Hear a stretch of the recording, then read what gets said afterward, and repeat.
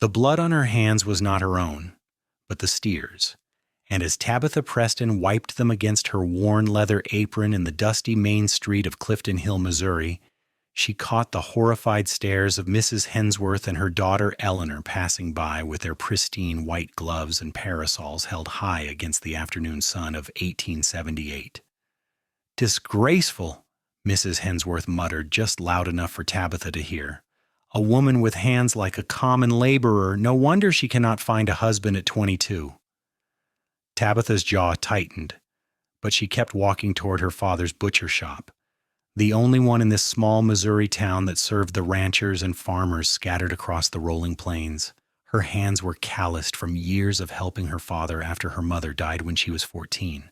The rough skin across her palms told stories of hauling carcasses, scrubbing blood from wooden tables, and splitting firewood when winter came howling across the prairie.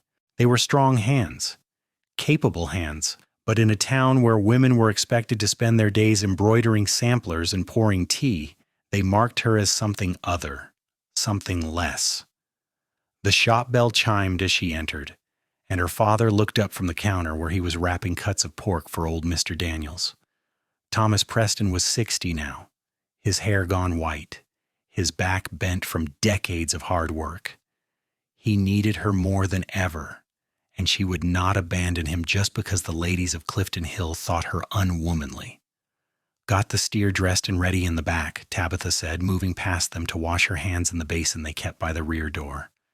The water turned pink, then red, then clear again as she scrubbed. No matter how much she washed, the calluses remained thick and rough across her palms and the bases of her fingers. "Good girl," her father said, though she was hardly a girl anymore. "The Mitchells will be by tomorrow to collect their order." Mr. Daniels glanced at her with a mixture of respect and pity. "You work too hard, Miss Preston.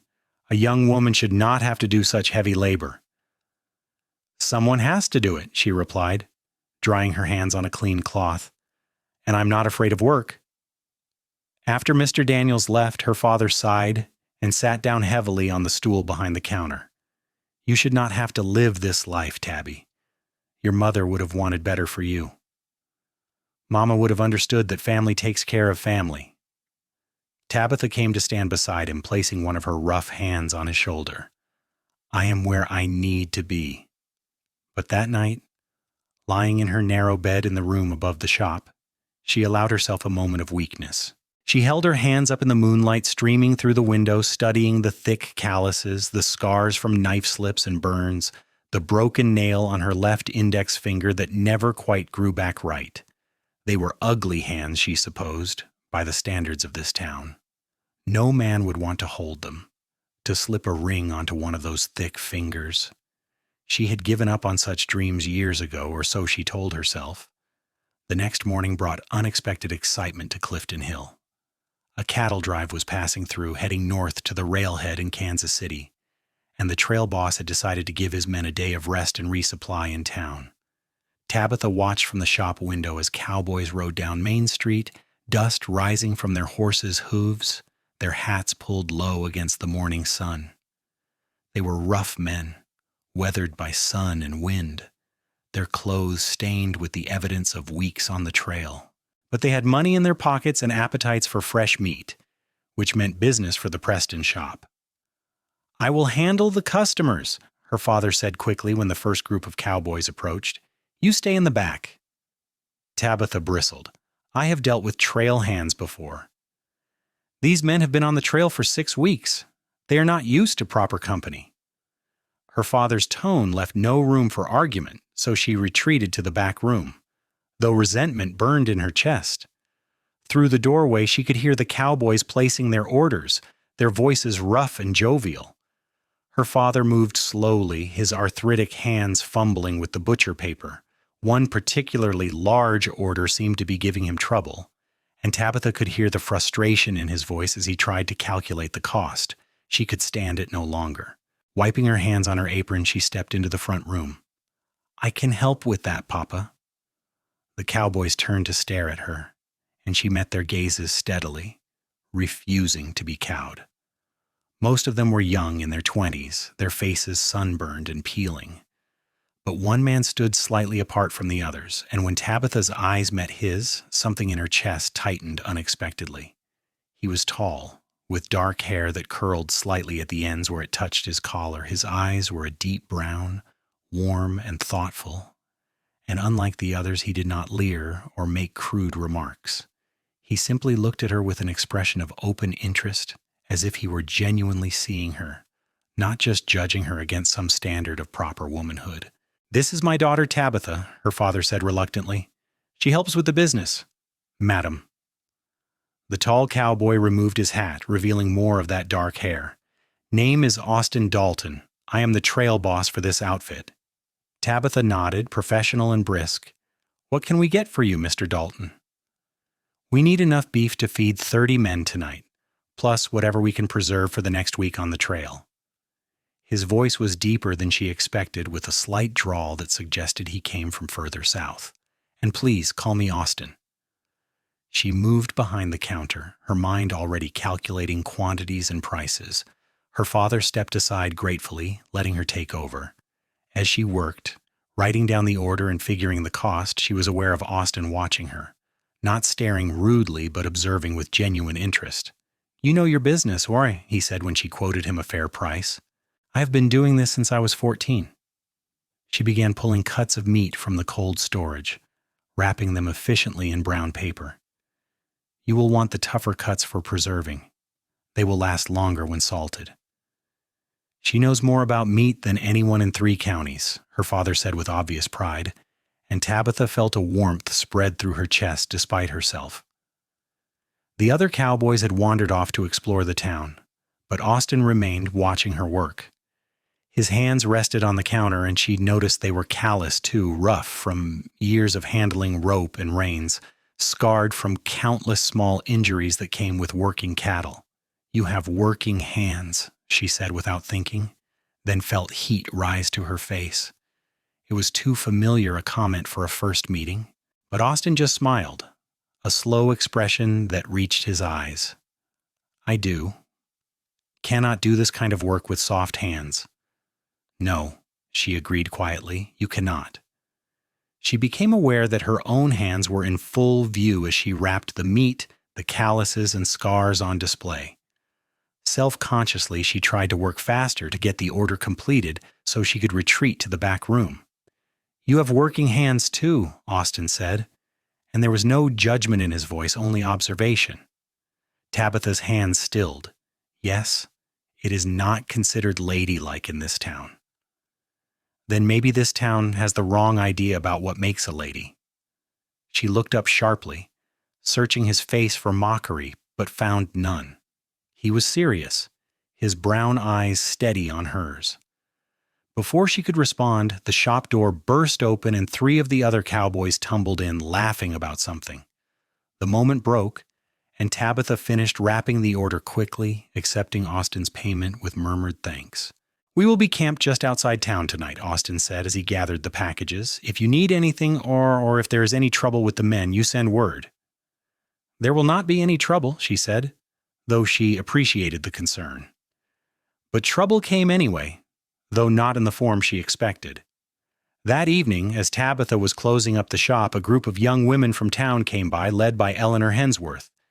They were giggling and whispering, dressed in their finest gowns, clearly planning to walk past the cowboys' camp and attract attention.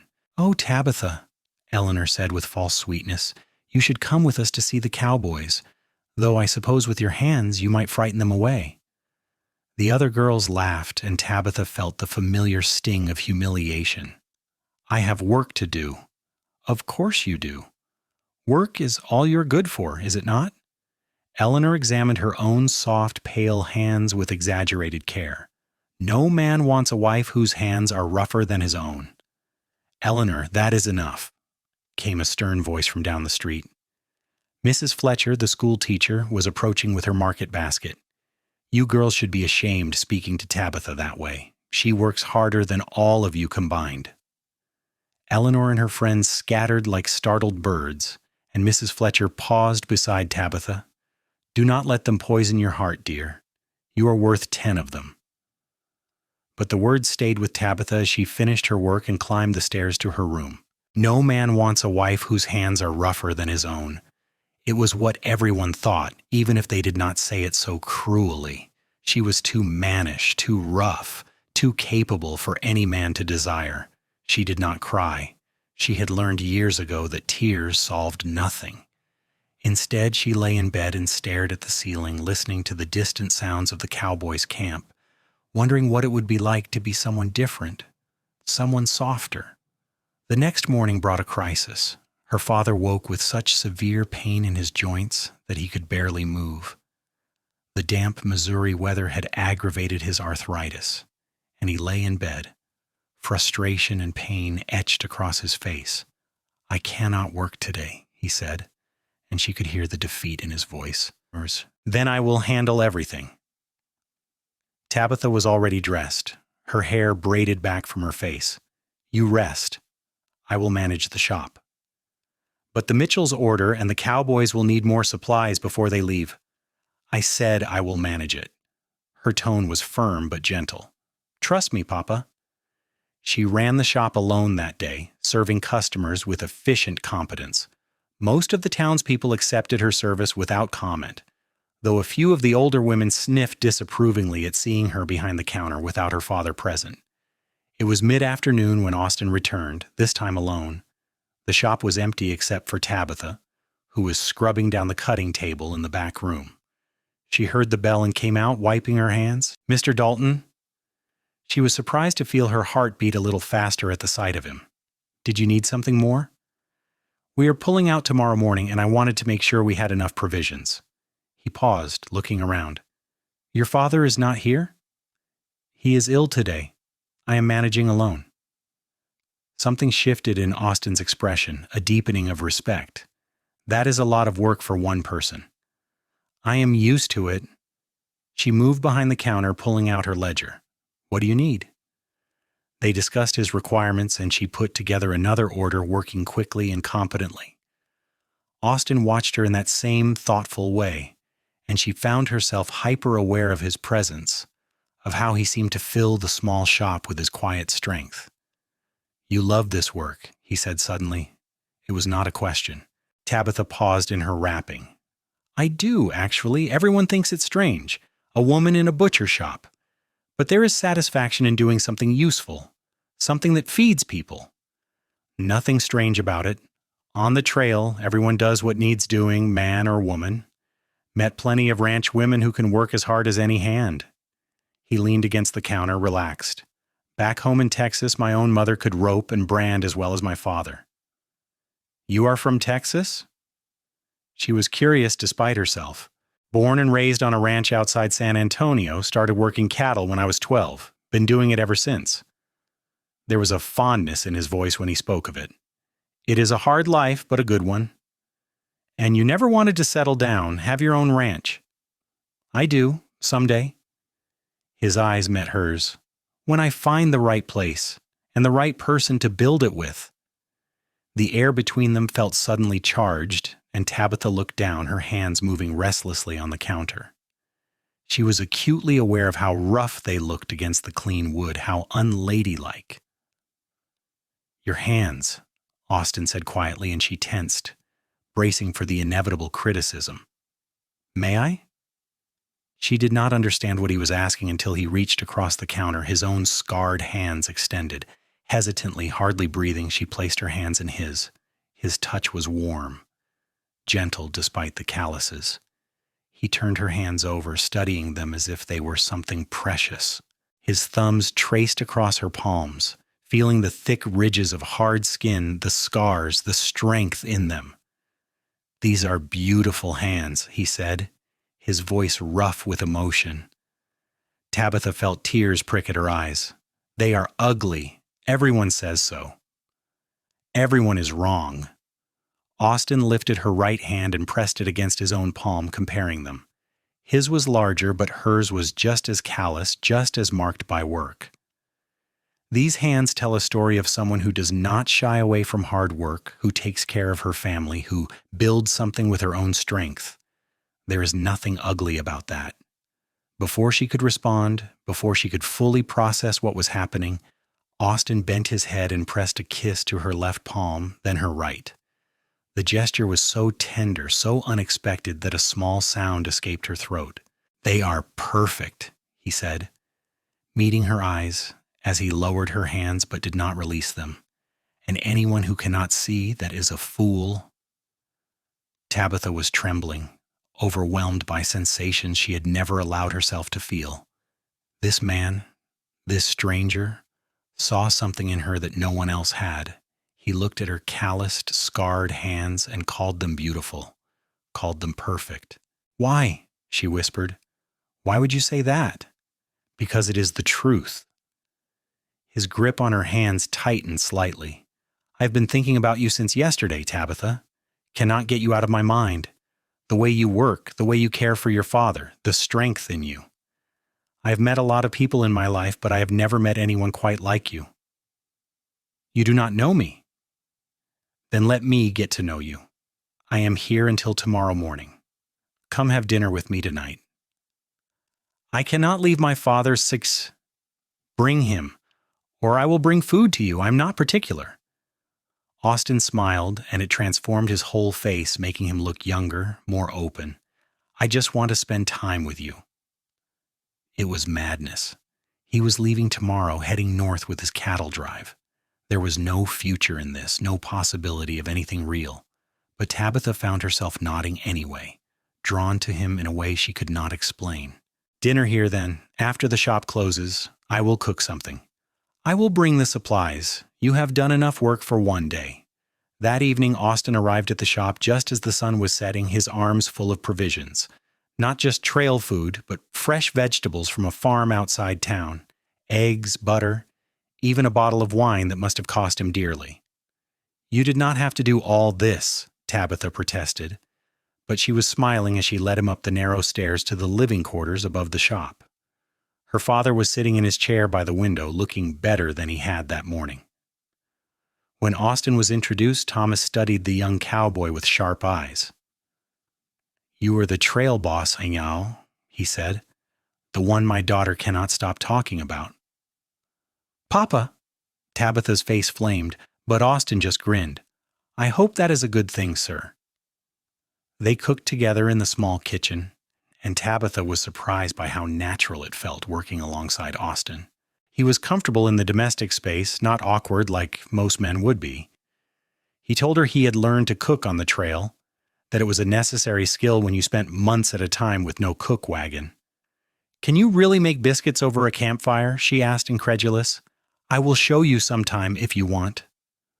The words hung in the air, a promise of a future meeting, and their eyes met across the kitchen. Dinner was simple but good, and Thomas warmed to Austin as the evening progressed. They talked about cattle, about the business of ranching, about the changing West as railroads spread and wild land became settled. "In another 10 years, this whole territory will look different," Austin said.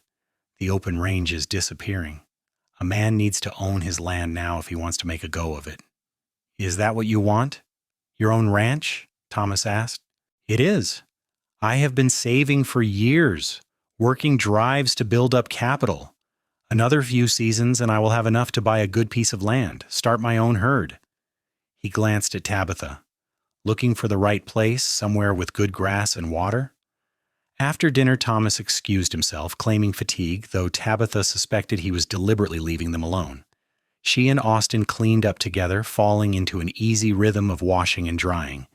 "Your father is a good man," Austin said as he dried the last plate. "He is, and he is getting older, more frail. I worry about him." "You carry a lot on your shoulders." "Someone has to." She hung up the dish towel, suddenly aware of how close Austin was standing. In the small kitchen, there was barely room for 2 people. She could smell the soap he had used, the lingering scent of leather and horses that clung to his clothes. "Tabitha," he said softly, "I know this is fast. I know I'm leaving tomorrow, but I want you to know that meeting you has meant something to me. You have meant something to me. Austin, you barely know me. I know enough. I know you are strong and kind and dedicated. I know you have been hurt by small-minded people who cannot see your worth. I know that when I look at you, I see someone I could build a life with." He took her hands again, cradling them carefully. "I am not asking you to make any promises. I just want you to know that I see you, really see you." Tabitha felt tears spill down her cheeks, unable to hold them back any longer. "No one has ever said things like this to me." "Then they are all fools." Austin reached up and gently wiped her tears away with his thumbs. "You deserve to hear these things every day." "You're leaving tomorrow," she said, her voice breaking. "I am, but I will come back. The drive will take 3 weeks to reach Kansas City, maybe another week to sell the cattle and settle accounts. I can be back here in a month." "And then what? You will just leave again on another drive?" "No." Austin's hands moved to frame her face, tilting it up so she had to look at him. "This is my last drive. I have enough saved now. After this, I am buying my ranch and settling down, and I want you to be part of that, Tabitha. I want you by my side." "You cannot mean that. You met me yesterday." "I know what I feel. I know that I have been looking for something my whole life, and I found it in a butcher shop in Clifton Hill, Missouri." His smile was tender. "I found you?" Then he was kissing her, and Tabitha forgot how to breathe. His lips were warm and gentle, asking rather than demanding, and when she kissed him back, she felt something in her chest crack open, releasing years of loneliness and hurt. When they finally broke apart, both breathing hard, Austin rested his forehead against hers. "Tell me you feel it too. Tell me I am not alone in this." "You are not alone," she whispered. "I feel it. I do not understand it, but I feel it." They sat together in the parlor until late, talking about everything and nothing. Austin told her about his childhood in Texas, about his parents who had died in a cholera outbreak when he was 18, about the years he had spent working drives to escape his grief. Tabitha told him about her mother's death, about the loneliness of being different in a small town, about her dreams that she had buried deep because they seemed impossible. "What did you dream of?" Austin asked, his arm around her shoulders as they sat close on the small sofa. "Foolish things. A husband who saw me as a partner, not a burden. Children, maybe? A life that was more than just work and survival." She laughed bitterly. "But those are dreams for other women.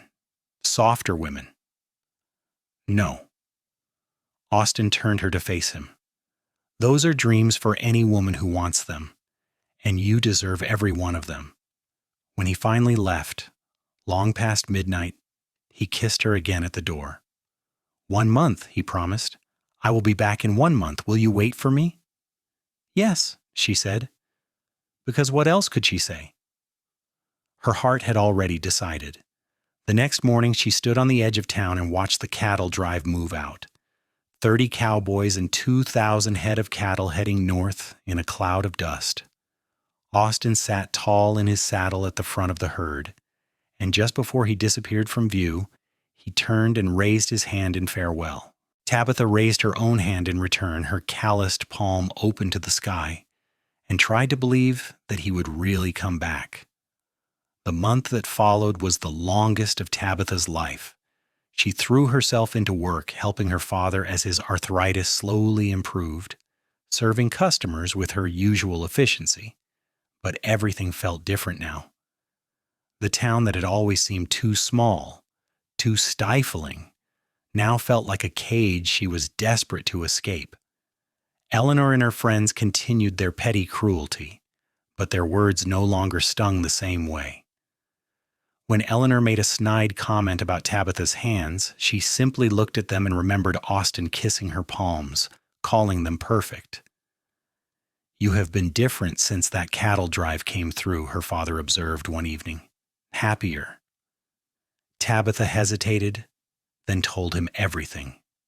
About Austin, about his promise to return, about the impossible hope that had taken root in her heart. Thomas listened quietly, and when she finished, he reached over and patted her hand. "He sounds like a good man, a man who sees you for who you really are. But Papa, even if he comes back, even if he really wants to marry me, I cannot leave you. You need me here." Tabby, I am old, not helpless, and I would never forgive myself if you gave up a chance at happiness because of me. His eyes were serious. Your mother would want you to live your own life, build your own family. Do not let duty trap you here. But the shop can be sold, or I can hire help. There are options, and he squeezed her hand. If this young man comes back for you, if he offers you what you want, you take it. You hear me? She nodded, too choked up to speak. The month crawled by. Tabitha found herself watching the road north, jumping at every sound of hoofbeats. After 4 weeks, she began to lose hope. Maybe Austin had changed his mind. Maybe when he was away from Clifton Hill, he realized that his feelings had been just a momentary infatuation. Maybe she had been a fool to believe him. But on the 32nd day after he left, just as she was closing up the shop, she heard a horse approaching fast. She looked up, her heart in her throat, and there he was. Austin swung down from his saddle before his horse had fully stopped, and then Tabitha was running, forgetting all propriety, throwing herself into his arms. He caught her and spun her around, both of them laughing and crying at the same time. "You came back," she gasped. "I promised, did I not?" He set her down but did not let go, his hands framing her face. "I would have been here sooner, but we ran into a storm in Kansas and it delayed the sale. God, I missed you." "I missed you too." She was crying openly now, not caring who saw. "I was afraid you would not come." "Not come?" Austin looked almost offended. "Tabitha, I have thought about nothing but you for the past month. You have been in my head every mile of the trail." He kissed her forehead, her cheeks, her lips. "I love you. I know it is fast. I know people will say I'm crazy, but I love you." "I love you too." The words came easily, naturally. "I have loved you since you kissed my hands and called them perfect." They went inside together, and Austin formally asked Thomas for permission to marry Tabitha. Her father gave his blessing with obvious joy, and they spent the evening making plans. Austin had sold the cattle for a good price and collected his wages from the drive. Combined with his savings, he had enough to buy a ranch he had been eyeing for years, about 50 miles west of Clifton Hill, near the small town of Harmony Creek. It is good land, 500 acres with a creek running through it, enough grass to support a decent herd, and a house that needs work but is sound. His eyes were alight with excitement as he described it. "I put down a deposit before I came here, but I wanted to ask you first. Tabitha, will you marry me? Will you come build this ranch with me?" "Yes." She did not hesitate. "Yes to all of it." They were married 3 weeks later in the small church in Clifton Hill. It was not a grand wedding. Tabitha wore a simple dress that Mrs. Fletcher helped her sew, and Austin borrowed a suit from the general store owner. But when Austin took her calloused hands in his during the ceremony and promised to love her forever, Tabitha felt like the most beautiful bride in the world. Eleanor and her friends attended, clearly unable to believe that someone like Tabitha had caught a husband, and a handsome, capable one at that. Tabitha saw the envy in their eyes and felt only pity. They would never understand what she had found with Austin. After the wedding, they had a week to prepare for the movie. Thomas had decided to sell the butcher shop to a young couple from St. Louis who wanted to start fresh in a small town. With the money from the sale, he would retire comfortably and had decided to move to live with his sister in Illinois. "You will visit, though?" Tabitha asked tearfully as they said goodbye. "Try to keep me away." Thomas hugged her tightly. "You take care of each other now, and write to me when the grandchildren start arriving." The journey to the ranch took 2 days by wagon, with Austin driving and Tabitha sitting beside him, their possessions piled in the back. They talked constantly, learning more about each other, making plans for their future. When they finally arrived at the ranch, Tabitha understood why Austin had fallen in love with it. The house was small but well built, sitting on a rise overlooking a valley where a creek sparkled in the sun. The land rolled away in all directions, covered in the golden grass of late summer. "It is beautiful," she breathed. "It is ours." Austin helped her down from the wagon and kissed her soundly. "Our home, Tabitha, our future." That first year was the hardest and the happiest of Tabitha's life. The ranch required constant work. They spent their days repairing fences, building outbuildings, starting a small garden, and acquiring their first cattle. Austin proved to be exactly the partner Tabitha had dreamed of, never treating her as lesser or weaker, valuing her opinions and working alongside her as an equal. Her hands, already calloused from the butcher shop, grew even rougher from ranch work. She learned to rope and brand, to doctor sick cattle, to break horses to saddle, too. Austin taught her everything patiently, and she proved to be a quick learner. At night, they would collapse into bed exhausted, and Austin would take her hands and kiss them, just as he had that first day in the shop. "Still perfect," he would murmur, and she would fall asleep smiling. The neighboring ranchers were curious about Austin's new wife, and some were skeptical when they saw her working alongside him like any ranch hand. But Tabitha proved herself quickly, and within months she had earned their respect. "That wife of yours is something special," one old rancher told Austin at a community gathering. "Most women could not handle this life. You are a lucky man." "Do not I know it?" Austin replied, his eyes finding Tabitha across the room. She was talking with some of the other ranch women, animated and happy, so different from the lonely girl she had been in Clifton Hill. Their first winter was brutal, with snow that drifted high against the house and temperatures that plunged below zero. They lost a few head of cattle to the cold, but most of the herd survived thanks to their careful preparation. Huddled together by the fire during the worst storms, Austin and Tabitha planned their future. "Next spring we should expand the herd," Tabitha said, studying their accounts by lamplight. She had taken over the ranch's bookkeeping, having a natural head for numbers. "If we can get a good price on calves in Kansas City, we could double our stock." "You think we are ready for that?" "I do. We have the grazing land, and the grass came back strong last summer. We can support a bigger herd." Austin pulled her close, marveling at how perfectly she fit against him. "What did I ever do to deserve you?" "You saw me," she said simply, "when no one else did." In the spring, Tabitha discovered she was pregnant. The news filled them both with joy and terror in equal measure. The nearest doctor was in Harmony Creek, 10 miles away, and childbirth was dangerous even in the best circumstances. "We will get through this," Austin promised, his hand resting on her still flat stomach. Together. As her pregnancy progressed, Austin became almost comically protective, trying to prevent her from doing any heavy work. Tabitha found it both endearing and frustrating. "I am pregnant, not an invalid," she protested when he tried to stop her from mucking out the barn. "You are carrying our child. I will not risk anything happening to you." They compromised, with Tabitha handling lighter tasks while Austin took on the heavier labor. But even pregnant, she continued to work, unable to sit idle while there was work to be done. The baby came in early winter, delivered with the help of the midwife from Harmony Creek and one of the neighboring ranch women. It was a boy, healthy and loud, with his father's dark hair and his mother's determined expression. They named him Thomas, after Tabitha's father, and when Austin placed the tiny infant in her arms, Tabitha cried with joy. "He is perfect," she whispered, "like his mother."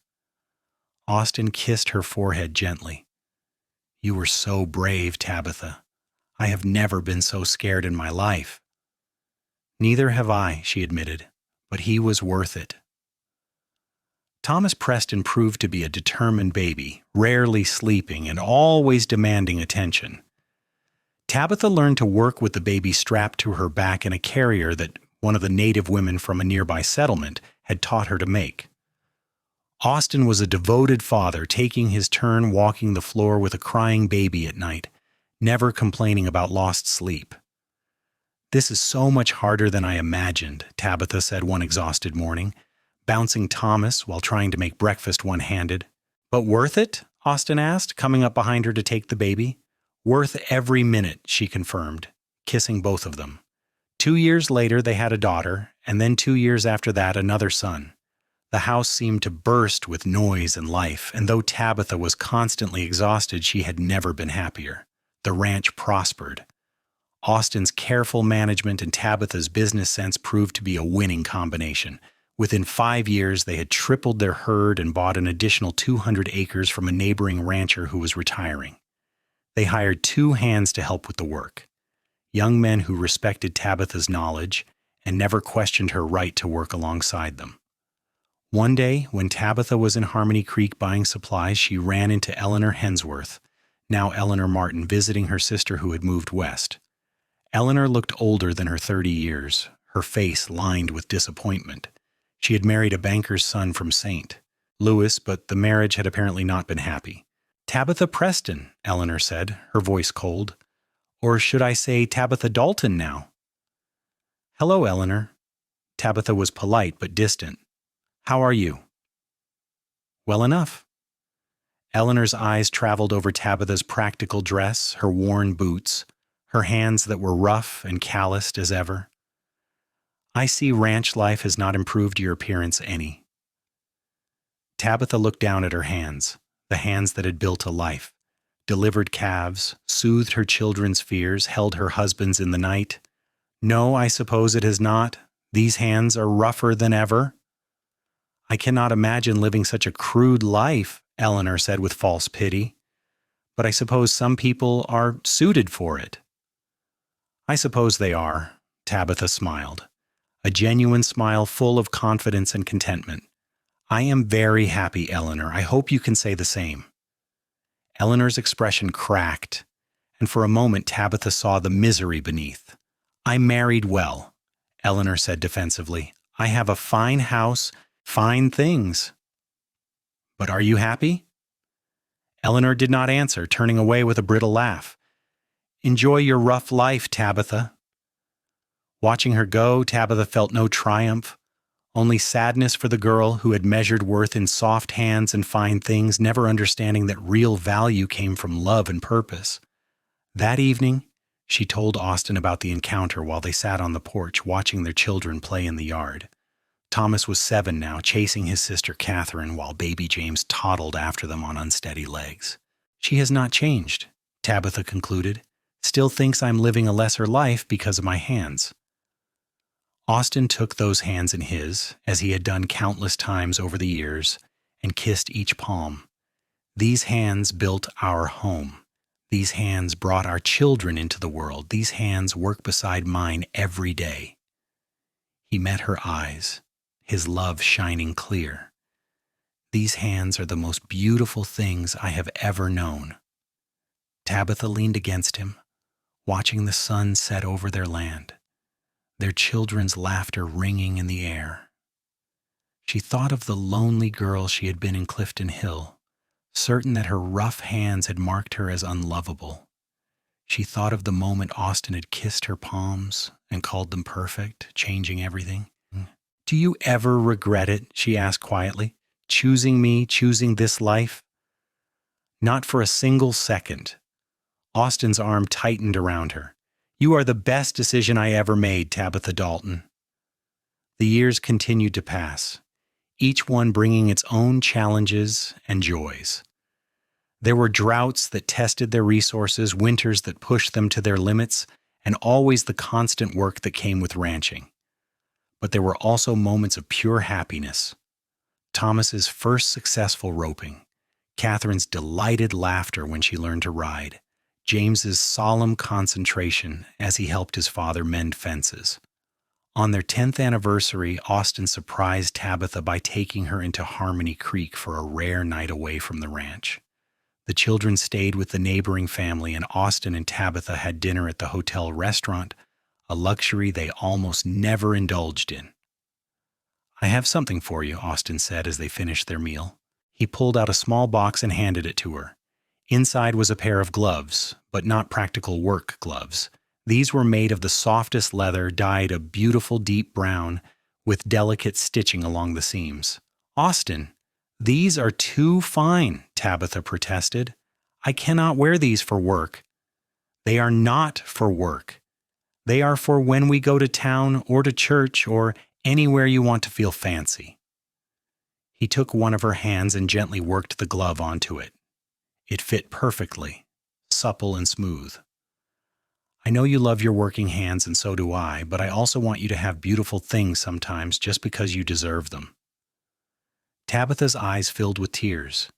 Even after 10 years, Austin still found ways to make her feel cherished. Thank you, she whispered. Thank you, he replied, for building this life with me, for being my partner in everything, for loving me with that fierce heart of yours.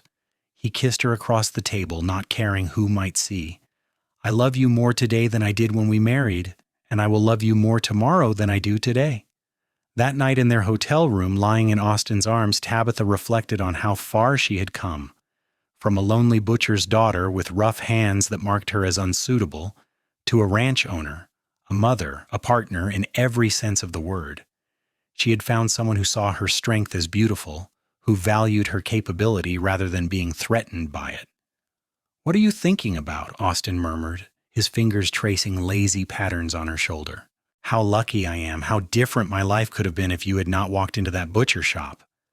I was the lucky one. I could have ridden right through Clifton Hill and never stopped. But something told me to give the men a rest day, and I found you. He kissed the top of her head. Best decision I ever made. They made love slowly, tenderly, with the ease of long familiarity and the passion that had never dimmed. Afterward, Austin took her hands again, studying them in the lamplight. They are even more calloused now than when we met, he observed. More scars, too. Does it bother you? Tabitha asked, though she knew the answer. Not even a little. Each callus is a story. Each scar is a memory. He kissed her left palm, where a thick ridge of calloused skin ran along the base of her fingers. This one is from working rope. I remember when you learned to rope your first calf, how proud you were. He kissed her right palm where a scar curved across her thumb. This one is from when you cut yourself breaking a wild Mustang for Catherine to ride. You barely flinched, just wrapped it and kept working. He turned her hands over, kissing her knuckles. These hands are the story of our life together, Tabitha. They are perfect because they are yours. Tabitha pulled him close, overwhelmed with love for this man who had seen past the judgments of small-minded people to the woman beneath. I love you, Austin Dalton. I love you, Tabitha Dalton. Always. As their children grew, Tabitha made sure to teach them the values that Austin had taught her. That hard work was nothing to be ashamed of. That strength came in many forms. That a person's worth was not measured by the softness of their hands, but by the strength of their character. Catherine grew into a confident young woman who could outride most of the ranch hands. When boys came courting, Tabitha watched carefully to see how they reacted to her daughter's capability. Those who seemed threatened or dismissive were politely but firmly discouraged. When Catherine finally fell in love at 20, it was with a young rancher who clearly admired her strength and skill. He is like Papa, Catherine told her mother the night she announced her engagement. He sees me as a partner, not something delicate to be protected. Then he is worthy of you, Tabitha said, hugging her daughter tightly. Thomas took to ranching like he was born to it, working alongside his father from an early age. By the time he was 25, he was managing most of the day-to-day operations, allowing Austin to slow down a bit as age crept up on him. He is a better rancher than I ever was, Austin said proudly, watching Thomas handle a difficult situation with the cattle. He learned from the best, Tabitha replied, squeezing her husband's hand. James, their youngest, surprised them by developing an interest in veterinary medicine. After much discussion and careful saving, they sent him to study in Kansas City. It was hard to have him so far away, but they were proud of him for pursuing his passion. He will come back, Austin assured Tabitha when she worried. This land gets in your blood. He will come back. And James did come back, setting up a practice in Harmony Creek that served all the ranches in the area. He married a teacher from the school and built a house on a corner of the family ranch that Austin deeded to him. As Tabitha and Austin grew older, they slowly handed over more responsibilities to their children. Thomas took over managing the ranch, with his wife running the household. Catherine and her husband had started their own ranch nearby, and the two families often worked together on bigger projects. James tended to the family's animals and those of their neighbors, building a thriving practice. But even as they aged, Tabitha and Austin remained partners. They still took their morning coffee on the porch together, watching the sun rise over land they had built a life on. They still worked side by side when they were able, though the work was lighter now, more supervisory than physical. On their 30th anniversary, the whole family gathered for a celebration. There were grandchildren now, 7 of them, ranging from infants to teenagers, and the house rang with noise and laughter. After dinner, Thomas stood to make a toast. "To my parents," he said, raising his glass, "who taught us that love is not about finding someone perfect, but about finding someone perfect for you. Who showed us that a true partnership means working together, valuing each other's strengths, and building something that lasts." Everyone raised their glasses, and Austin and Tabitha looked at each other across the table, seeing in each other's eyes the reflection of 30 years of love, work, struggle, and triumph. Later, after everyone had gone and the house was quiet again, they sat on the porch as they had done thousands of times before. The night was warm, full of the sounds of summer insects and distant cattle. 30 years, Tabitha mused. It has gone so fast. Best 30 years of my life. Austin took her hand, his fingers automatically finding the calluses he knew so well. "You know what I remember most clearly? That first day in the butcher shop, when you were so self-conscious about your hands. I was so sure you would be disgusted by them like everyone else. I was fascinated by them. By you." He brought her hand to his lips, kissing her palm as he had done so many times over the years. "These hands told me who you were before you said a word. They told me you were strong, capable, unafraid of hard work. They told me you were exactly what I'd been looking for." "You changed my life that day," Tabitha said softly, "when you kissed my hands and called them perfect. No one had ever seen beauty in them before. Then no one else was really looking." Austin pulled her close, and they sat together in the darkness. Two people who had built a life from nothing but love and hard work. The years continued their march, bringing changes both welcome and bittersweet. Austin's hair went completely white, and his back, which had once been so straight and strong, began to curve with age. Tabitha's hands, already rough and scarred, became gnarled with arthritis, making some tasks difficult. But they faced age together as they had faced everything else, with humor and determination and unwavering love. "We are getting old," Tabitha observed one morning, looking at their reflection in the mirror. "We are getting old together," Austin corrected, wrapping his arms around her from behind. "That is all that matters." When Austin was 65, he had a scare with his heart that forced him into complete retirement. It was hard for him stepping back from the work that had defined so much of his life, but Tabitha was there to help him through it. "You built something that will last long after we are gone, she told him, as they watched Thomas and his sons working the cattle. "Our legacy is not just this ranch. It is our children, our grandchildren, the life we built together." "No regrets?" Austin asked, echoing her question from so many years ago. "Not a single one." Tabitha took his hand, their fingers intertwining with the ease of long practice. "You gave me everything I never dared to dream of." On a spring morning when Tabitha was 68 and Austin was 70, they took their coffee on the porch as always. The sun was just rising, painting the sky in shades of pink and gold. Their hands were clasped together, old and gnarled now, but still strong in their own way. "Do you remember," Austin said suddenly, "what I told you that first day, when I kissed your hands? You said they were perfect." "They still are. More perfect now than ever, because of everything they have done, everything they have built." He brought her hands to his lips one more time, kissing each palm with all the love of a lifetime. "You are perfect, Tabitha Dalton. You always have been." Tabitha leaned against him, her head on his shoulder, and watched the sun rise over their land. She thought of that lonely girl in the butcher shop, so certain that her rough hands had marked her as unworthy of love. She thought of the moment everything changed, when a cowboy had seen beauty where everyone else saw only ugliness. "I love you," she whispered. "I love you too. Always have. Always will." They sat together as the sun climbed higher, two people who had found each other against all odds and built a life that was more perfect than either could have imagined. Their hands, rough and scarred and beautiful, clasped together as they had been for over 30 years. And as the ranch came to life around them, as their family began their daily work, Tabitha Preston Dalton smiled. Her hands were as calloused as ever, marked by decades of hard labor and harder living. But they had held her children, built her home, and been held by a man who saw them as perfect. She would not have changed a single thing. The seasons turned, and Tabitha and Austin grew older still.